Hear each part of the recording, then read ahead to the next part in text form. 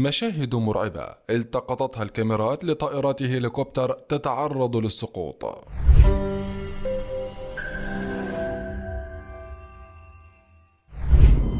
الكلمتان اللتان يخشاهما كل قائد طائرة مروحية أكثر من أي شيء آخر هي كلمة عطل المحرك. كان يبدو هذا الشارع هادئا للغاية، ولكن من الواضح أن الهدوء كان الهدوء الذي يسبق العاصفة، حيث تعرضت هذه الطائرة للسقوط ودمرت كل شيء. واحدة من المواقف المرعبة التي لن ينساها على الإطلاق قائد هذه الطائرة، ولكن من حسن الحظ أنها انتهت دون حدوث كوارث خطيرة كانت من الممكن أن تودي بحياته إلى الهلاك. شعر الجميع بالخوف عندما تعرضت هذه الطائرة للسقوط داخل هذا المطعم، ومن حسن الحظ أنه لم يتعرض أي شخص إلى إصابات خطيرة. يوجد هذا النهر في منطقة نيويورك، ويقال إنه شهد الكثير من عمليات الهبوط الاضطراري للكثير من الطائرات. في بعض الأحيان تعتبر عملية الهبوط الاضطراري واحدة من أخطر الأشياء على الإطلاق، ولكن من حسن الحظ أن قائد هذه الطائرة استطاع إيجاد المنطقة المناسبة للهبوط فيها.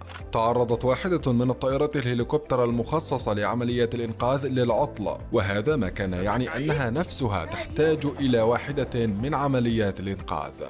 من الواضح أن قائد هذه الطائرة يتمتع بخبرة كبيرة جدا، وهي التي ساعدته على تجنب التعرض لهذا الاصطدام الخطير والقوي. خرجت هذه الطائرة عن السيطرة وقامت أجنحتها بتدمير كل ما كان يوجد أمامها. لو كانت هذه الطائرة ملكا لك، من المؤكد أنك ستشعر بغضب شديد جدا بسبب التلف الذي تعرضت له في هذا الموقف بسبب الطائرة الأخرى. لم يستطع أي شخص معرفة السبب الذي أدى إلى تدمير هذه الطائرة بهذا الشكل الذي جعلها تتفكك إلى أجزاء صغيرة. في هذا المشهد أيضا كان من الصعب على قائد هذه الطائرة السيطرة عليها، وهذا ما جعلها تتعرض لهذا التلف الخطير والدمار الكامل.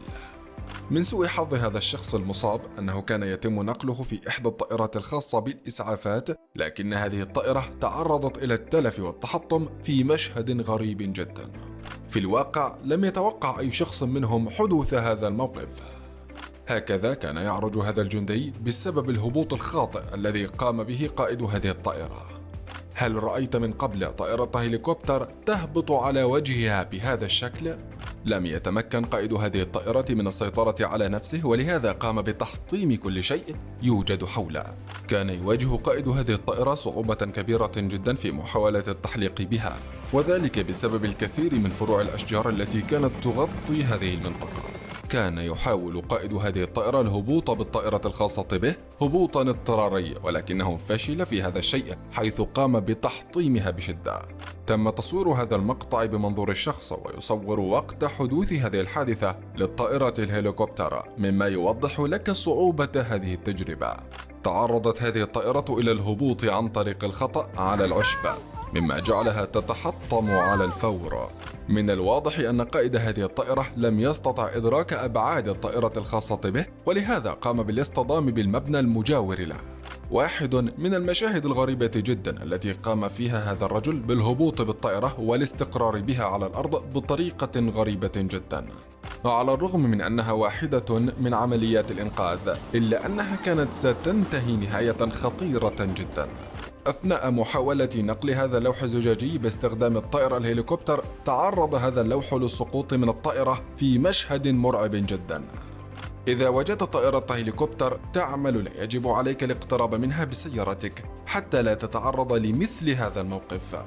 بسبب اقتراب هذه الطائرة الهليكوبتر من الشجرة، قامت بنشر الكثير من الغبار والأتربة من فوق هذه الشجرة، مما يسبب صعوبة في التنفس والرؤية لكل من كان يوجد في هذه المنطقة. خرجت هذه الطائرة عن السيطرة، ولهذا تعرض الجزء الخلفي منها للسقوط من فوق الرصيف. كانت عملية هبوط هذه الطائرة بسيطة نوعا ما، ولكن ما حدث بعد ذلك هو الذي سبب الدمار الشامل. تعرض المحرك الخاص بهذه الطائرة للفشل، مما تسبب في تحطمها على الفور. تعرضت هذه الطائرة لهذا الحادث بعد تزويدها بالوقود، مما يعني أن الخسائر كانت فادحة. من حسن الحظ أنه لم يكن هنالك أي إصابات بعد هذا الحادث المرعب. على الرغم من خطورة هذا الموقف إلا أن قائد الطائرة استطاع السيطرة عليها وإيقافها بشكل مناسب للغاية. بسبب عطل في المحرك لم تستطع هذه الطائرة الإقلاع بطريقة صحيحة، مما أدى إلى تحطمها على الفور في مكانها. هذا الحادث الآخر تم تصويره من منظور الشخص راكب الطائرة ويوضح صعوبة هذا المشهد. لم تستطع هذه الطائرة الهبوط بطريقة سليمة، مما أدى إلى تدمير المروحية الخاصة بها على الفور بعد اصطدامها بالأرض. هذه المروحية الخاصة بالسيطرة على الحرائق تعرضت إلى هذا الحادث وسقطت على الأرض في مشهد مرعب جدا. هنالك بعض من المروحيات التي لها القدرة على التحرك على المياه، ولكن ما حدث في هذا المقطع يوضح لك خطورة هذا الموقف، حيث تعرضت هذه المروحية إلى السقوط في المياه. قام هؤلاء الأشخاص داخل الطائرة بالهروب على الفور، مما يؤكد على أنهم كانوا يدركون أن الموقف خطير للغاية ويجب عليهم النجاة بحياتهم. لم يكن من السهل على هؤلاء الأشخاص البقاء داخل هذه المنطقة بسبب هذه المروحية التي تسببت في خروج كل شيء كان هادئا عن السيطرة. من الواضح أن قائد هذه الطائرة يعشق الغوص أسفل سطح المياه. اقتربت هذه المروحية من المروحية الأخرى بدرجة كبيرة جدا، مما يتسبب في تدميرها على الفور. يبدو كما لو أن هذه الإشارة الحمراء في إشارة المرور لا تعني شيئا لقائد هذه الطائرة. هذا الشيء ذو اللون الأحمر الذي يدور بهذه السرعة في الواقع هو امرأة تبلغ من العمر 74 عاما كان يتم إنقاذها، ولكن خرج الأمر عن السيطرة مما تسبب في دورانها بهذا الشكل المرعب. كان يحاول قائد هذه الطائرة السيطرة عليها على الرغم من أنها كانت تخرج عن السيطرة مرات عديدة بشكل مرعب جدا. تم تصوير هذا المقطع من داخل الطائرة ليوضح لك كيف يبدو الأمر عندما تواجه الطائرة فشلا في المحرك وتكون على وشك السقوط والاصطدام. هل كان يعتقد هذا الرجل أنه سيستطيع الطيران باستخدام هذه المركبة الغريبة؟ من حسن حظ قائد هذه الطائرة أنه استطاع العبور من هذا المكان قبل أن يتم الاصطدام مع هذه الأشجار بالكامل وتعرض الطائرة للتلف. من الواضح أن هذا الخطأ الذي قام به هذا الرجل لن ينساه طوال حياته وسيظل وصمة عار في تاريخه. يجب أن يتم الكثير من الأكياس مع هذه الرافعة لكي يتجنب الشخص القيء في أماكن عشوائية بسبب هذا الدوران الكثير الذي يحدث أثناء عملية الإنقاذ. من الواضح أن الأشجار وأسلاك الكهرباء هما أكبر شيئين يكرهه قائد الطائرة على الإطلاق. تخيل أن تنظر من الشرفة الخاصة بك وتجد أمامك هذه الطائرة تقف بهذا الشكل في الشارع. في هذا المقطع أيضا كان قائد هذه الطائرة يواجه صعوبة كبيرة في السيطرة عليها بسبب الأشجار المحيطة به. كان هذا الهبوط الخاص بالطائرة يسير على ما يرام حتى تعرضت الطائرة إلى هذا الحادث. خلل بسيط في هذه الطائرة أدى إلى تدميرها بالكامل. هل كان يتوقع هذا الرجل أن هذه الطائرة ستكون قادرة على التحليق في الهواء؟ على الرغم من أن هذه الطائرة تعرضت إلى التحطم، ولكن من حسن الحظ أن هذا التحطم حدث فوق المستشفى، مما يعني أنك ستكون قادرا على الحصول على الإسعافات في أسرع وقت ممكن. أثناء محاولة نقل وحدة التكييف تعرضت هذه الطائرة إلى فقدان السيطرة على نفسها، مما تسبب في سقوط هذه الوحدة في مشهد مخيف للغاية. السؤال هنا كيف تحطمت هذه الطائرة وهي لا تزال على سطح الأرض؟ من الواضح أن الكثير من الأشخاص الذين كانوا يمرون بسياراتهم في هذا المكان كانوا يتساءلون عن كيفية حدوث هذا الحادث. تعتبر عملية إخماد النيران والحرائق باستخدام الطائرات الهليكوبتر واحدة من العمليات الصعبة للغاية التي تحتاج إلى مجهود كبير ودراية بكل ما يوجد حولك. في الهند تحديدا في القوات الجوية كثيرا ما تقع حوادث طائرات الهليكوبتر بهذا الشكل.